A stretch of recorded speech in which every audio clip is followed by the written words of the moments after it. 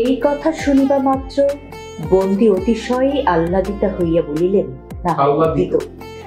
এই কথা শুনিবা মাত্র বন্দী অতিশয় আহ্লাদিত হইয়া বলিলেন, আপনার মনস্কাম পূর্ণ হইয়াছে।